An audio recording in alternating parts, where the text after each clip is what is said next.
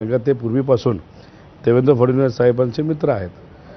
पण ते अध्यक्ष होते ना, अध्यक्ष होताना तो प्रयत्न झाला. 17ला अध्यक्ष होतो मी आणि त्यावेळेला मलाच सांगितलं गेलं होतं आणि मीच बोलणी केली होती, शिवसेना नको असं तुमचा आग्रह होता, जे भाजपने मान्य केलं नाही आणि म्हणून त्यावेळेस तुम्ही गेला नाहीत भाजपसोबत.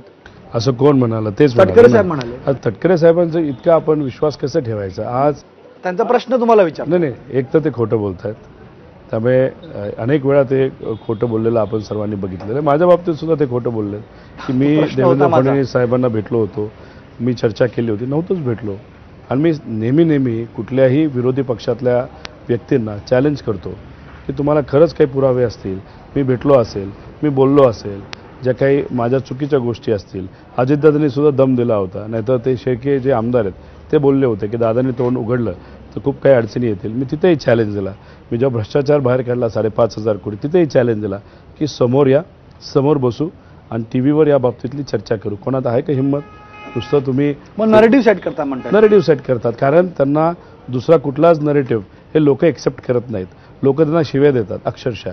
दादा बाहेर का फिरत नाही? त्याचं मुख्य कारण बारामतीत बिझी आहेत म्हणून नाही. त्यांना बोलावाच कुठून येत नाही, कुठलीच पार्टी त्यांना बोलवत नाही. कारण दादा तिथं गेल्यानंतर उपमुख्यमंत्री असलं तरी काय, कुटुंब फुटलं. ज्या व्यक्तीने साहेबांना सोडलं त्या व्यक्तीबद्दल लोकांच्या मनामध्ये भावना अतिशय नकारात्मक आहेत. देवेंद्र फडणवीस साहेबांच्या बाबतीत नकारात्मक आहेत आणि दादा